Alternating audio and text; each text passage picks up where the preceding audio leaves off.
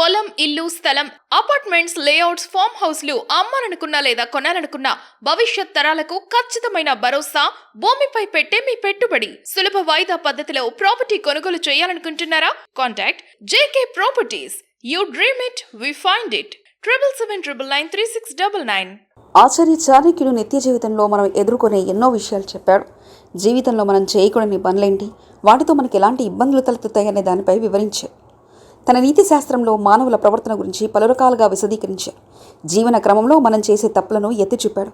మనం ఎలాంటి పనులు చేస్తే లాభం కలుగుతుంది, ఏ పనులు చేయడం వల్ల నష్టాలు వస్తాయనే దానిపై సూటిగా చెప్పాడు. మనిషి కష్టాలకు కారణాలు కూడా చెప్పాడు. చాణక్యుడు చెప్పిన సత్యాలు ఇప్పటికీ మనకు ఆచరణీయంగా ఉన్నాయి.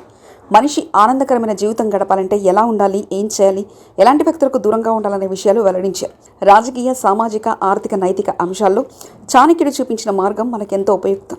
తన నీతి శాస్త్రంలో ప్రతి వ్యక్తి తన జీవితంలో ఎలాంటి మహిళలకు దూరంగా ఉండాలి, ఎలాంటి వారిని వివాహం చేసుకుంటే జీవితం నందనవనంగా మారుతుందనే విషయాలపై ఆసక్తికరంగా వివరించాడు. మనం పెళ్లి చేసుకునే మహిళ బద్ధకస్తురాలై ఉండకూడదు. మహిళ బద్ధకస్తురాలైతే ఆ ఇల్లు చిందరవందరంగా ఉంటుంది. పిల్లలకు కూడా క్రమశిక్షణ లోపిస్తుంది. బద్ధకంగా ఉన్న మహిళలు ఏ పని చేయకుండా ఉంటారు. దీంతో జీవితంలో వారికి ఎలాంటి లక్ష్యాలు ఉండవు. ఎప్పుడు చూసినా ఏ పని చేయకుండా కూర్చుంటే ఇల్లు గడవడం కూడా కష్టమవుతుంది. అలాంటి వారితో స్నేహం చేసినా మిగతా వారు కూడా చెడిపోతారు. మహిళలకు బద్ధకం ఉంటే కష్టం.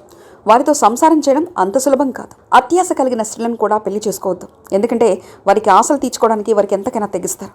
తన స్వార్థం కోసం ఎదుటి వారిని బలి చేస్తారు. తమ సుఖమే ప్రధానంగా ముందుకు సాగుతారు.